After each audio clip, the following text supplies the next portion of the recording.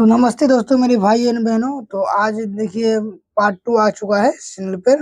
और class 10th Hindi व्याकरण objective आज हम 50 प्लस ऑब्जेक्टिव को देखेंगे। उस दिन कोई परेशानी हो गया था जिसके कारण अगला 16 से नहीं हो पाए, तो फिर से मैंने न्यू ऑब्जेक्टिव क्वेश्चन उठाया है। और यहाँ से देखिए प्रश्न शुरू करते हैं। सबसे पहला प्रश्न आपके सामने है, राम ने खाया वाक्य में राम कौन सी संज्ञा है। ये संज्ञा अगर आप हमने संज्ञा के प्रकार पढ़े होंगे तो कुल 5 प्रकार के संज्ञा होते हैं, जिसमें आज में पूछा गया राम ने खाना खाया, ये कौन सी संज्ञा है। ये आपका हो जाएगा व्यक्तिवाचक संज्ञा। क्या होगा? व्यक्तिवाचक संज्ञा। तो राम कौन सी संज्ञा है? राम एक व्यक्ति है, इसीलिए व्यक्तिवाचक संज्ञा है। अगला प्रश्न है, मिठास शब्द में कौन सी संज्ञा है। मिठास शब्द में कौन सी संज्ञा है। मिठास शब्द में भाववाचक संज्ञा, क्योंकि इसे हम छू नहीं सकते, बस हम अनुभव कर सकते हैं, नहीं मिठास को कोई छू नहीं सकता है। अगला देखिए 3 नंबर में, लड़का का स्त्रीलिंग क्या होगा। लड़का का स्त्रीलिंग क्या होगा। लड़का का जो स्त्रीलिंग पुल्लिंग अगर पढ़े होंगे तो इसका जवाब आपको पता होना चाहिए। जिसका लड़का का जो स्त्रीलिंग होगा वो लड़की होगी। 4 नंबर से शुरू करते हैं। तो 4 नंबर में पुस्तकें शब्द का वचन है। पुस्तकें जो है उसका वचन है, वो आपका हो जाएगा बहुवचन।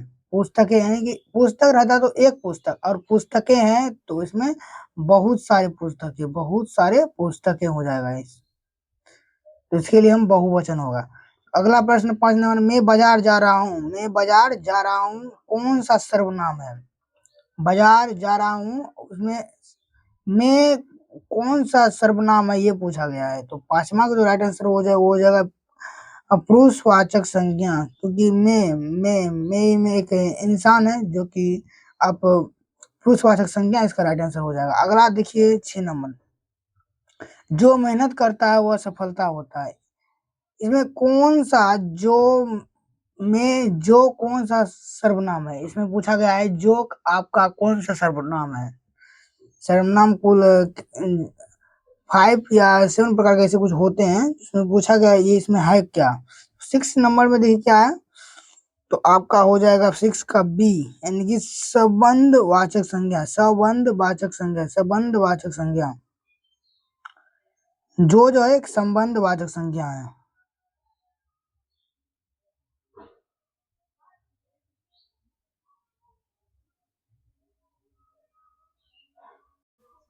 सॉरी, संबंधवाचक संज्ञा नहीं, यहाँ पे सर्वनाम होना चाहिए, मैंने गलती बोल दिया था बार बार, तो यहाँ पे माफ करिएगा, सर्वनाम होगा।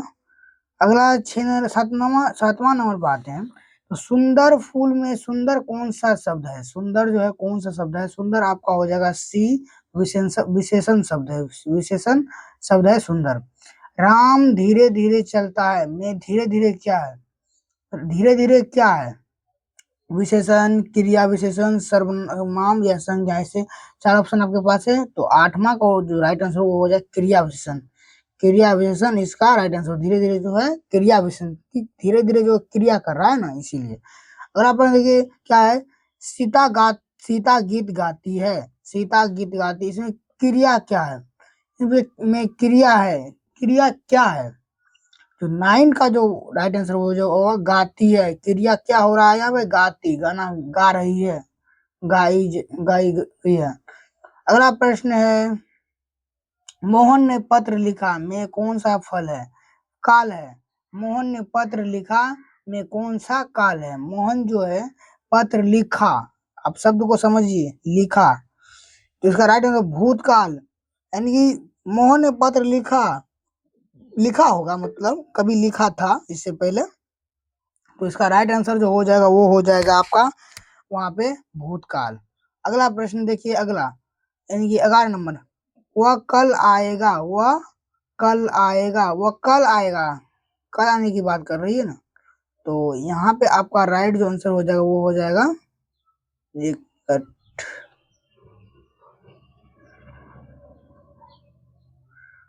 कल आने की जो बात हो रही है वह कल यानी कि भविष्य काल।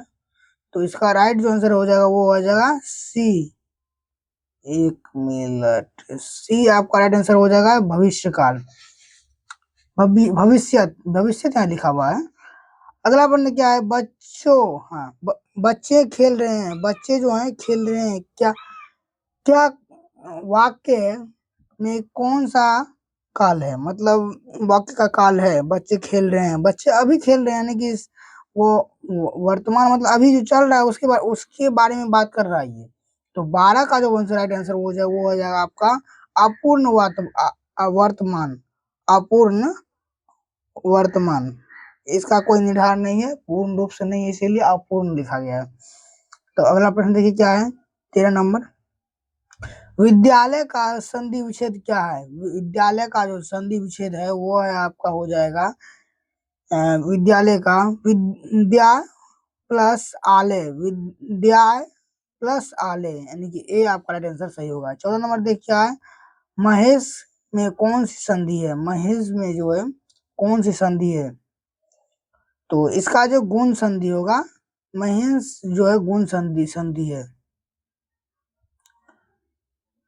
देवेंद्र का संधि विच्छेद है, देवेंद्र का संधि विच्छेद है, इसका राइट आंसर हो जाएगा देव जोड़ इंद्र, 15 का देव जोड़ इंद्र। अगला प्रश्न 16 नंबर, राजपुत्र में कौन सा समास है, राजपुत्र राजा का पुत्र, 16 का जो है राजपुत्र राजा का पुत्र, 16 का जो है यहाँ पे राइट आंसर हो जाएगा 16 नंबर, यानी कि तत्पुरुष समास, तत्पुरुष समास में राजपूत में कौन सा समाज है, मतलब राजपूत आएगा तत्पुरुष समास में। तो अगला प्रश्न 17 नंबर पर देखते हैं, 17 नंबर में है नीलकमल में कौन सा समास है, नीलकमल कौन सा समास है। 17 का जो राइट आंसर वो हो जाएगा आपका ए कर्मधारय समास, नील और कमल, कमल क्या है, नील है, यहाँ पे कर्मधारय समास होगा। अगला है माता पिता कौन सा समास है, माता पिता में कौन सा समास है, माता पिता में कौन सा समास में। तो 18 का जो आपका राइट आंसर वो हो जाएगा आपको क्या है, द, यहाँ पे गलती होगा, द्विंद होना चाहिए, एक मिनट, हाँ द्विंद होना चाहिए, द्विंद समास, यहाँ पे टाइपिंग में गलती हुआ है, तो राइट आंसर बी हो जाएगा। अगला प्रश्न देखते हैं, अगला प्रश्न में ये है यथाशक्ति में कौन सा समास है, यथाशक्ति में जो है 19 का जो राइट आंसर वो हो जाएगा आपका ए हो जाएगा अव्ययी भाव समास, अव्ययी भाव समास आपका राइट आंसर हो जाएगा। अगला प्रश्न की ओर देखते हैं, तो अगला प्रश्न है, अगला प्रश्न में क्या है, दशानंद, दशानंद में कौन सा समास है, दशानंद, दशानंद में कौन सा समास है, 20 का जो राइट आंसर हो जाएगा आपका हो जाएगा सी, यानी कि बहुवीय समाज, दशानंद, एक का बात नहीं कर रहा है, दशानंद 10 का बात कर रहा है, यहाँ पे दशानंद होना चाहिए। देखिए इसका राइट आंसर हो जाएगा, वो कैसे क्वेश्चन नहीं हुआ, तारों आंखों का तारा किसका उदाहरण है, ये जो आंखों का तारा है वो क्या है, इसका उदाहरण इन चारों ऑप्शन में से मुहावरा है कि लोक लोक लोकित है या संधि समास, क्या है चारों में से। तो 21 का जो राइट आंसर वो हो जाएगा आपका ए मुहावरा है एक। अब 22 नंबर की बात करते हैं, तो 22 नंबर में है नाक कटाना मुहावरे का अर्थ है, नाक कटाना मुहावरे का जो अर्थ है वो आपका हो जाएगा, एक मिनट स्क्रॉल करने दीजिए, हाँ नाक कटाना मुहावरे का जो अर्थ है वो हो जाएगा आपका राइट आंसर अपमान करना, किसी का अपमान होता है तो वो खाते हैं ना, तूने मेरा नाक कटवा दिया, इस टाइप से ये वाक्य मुहावरे में आते हैं, ठीक। तो अगला प्रश्न में हाथ पर हाथ धरे बैठना, हाथ पे हाथ धरे बैठना का अर्थ क्या है, हाथ पे हाथ धरे बैठना का अर्थ क्या है। तो 23 का जो आपका राइट आंसर हो जाए वो हो जाएगा निष्कर्ष बैठना, निष्क्रिय बैठना। 9 2 11 का अर्थ है, तो 9 2 11 का जो अर्थ है इसमें राइट आंसर आपका हो जाएगा 24 का जो आंसर है ये हो जाएगा बी भाग जाना, इसमें राइट आंसर आपका हो जाएगा भाग जाना, 9 2 11 होना। अंधों में आधों में अंधों में काना राजा है, क्या अंधों में काना राजा का अर्थ है, तो राइट आंसर हो जाएगा आपका लोकित, लोकित। देखिए फिलहाल ऑब्जेक्टिव मेरे पास है, कोई कारणवश से फिर से इसको छोड़ना पड़ेगा तो अगली की बार पार्ट 3 में हम पूरा कवर कर देंगे। 50 ऑब्जेक्टिव है, यहाँ देख सकते हैं। और अब की बार अब 50 प्लस ऑब्जेक्टिव पर टारगेट रखेंगे, 25 से शुरू करेंगे, 50 प्लस ऑब्जेक्टिव पर काम करेंगे।